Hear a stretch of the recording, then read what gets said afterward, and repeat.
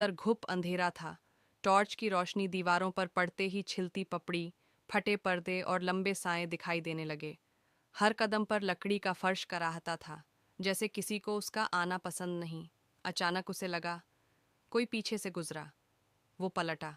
सन्नाटा। लेकिन दिल अब तेज धड़क रहा था। दीवार पर एक पुरानी पेंटिंग टंगी थी। एक औरत का चेहरा, धूल से ढका हुआ। आरव की रोशनी जैसे ही उस पर पड़ी, उसे महसूस हुआ कि आंखें उसकी हर हरकत का पीछा कर रही हैं। वो खुद को समझाने लगा, डर दिमाग में होता है। तभी ऊपर से खुरचने जैसी आवाज़ आई, धीमी, घिसटती हुई।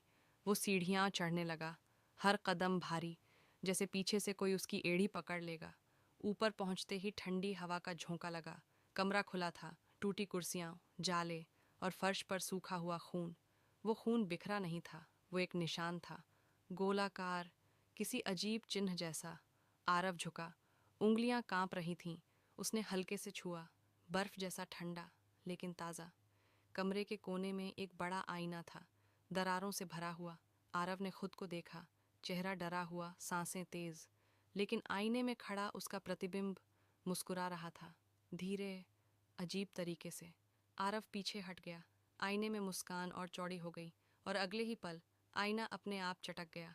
कमरे की छत से कुछ सरका, धीरे धीरे, जैसे कोई रेंग रहा हो।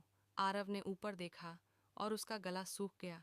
एक औरत, उलटी, छत से चिपकी हुई, उसकी त्वचा अस्वाभाविक रूप से सफ़ेद, जगह जगह फटी हुई। लंबे बिखरे बाल आधा चेहरा ढक रहे थे। होंठ ऐसे फैले जैसे किसी ने ज़बरदस्ती खींच दिए हों। वो मुस्कुरा रही थी। अचानक वो गायब हो गई।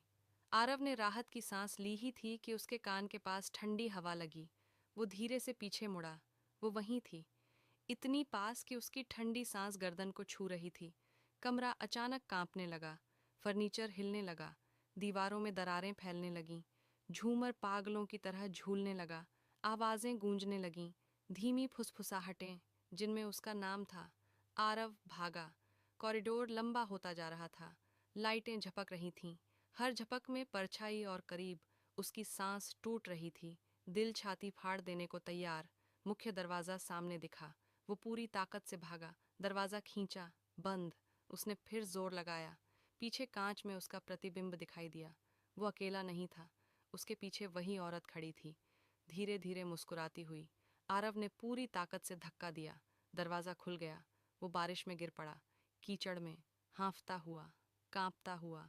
उसने पीछे देखा, बिजली चमकी और हवेली गायब थी। सामने सिर्फ खाली मैदान, जैसे वहां कभी कुछ था ही नहीं। आरव धीरे धीरे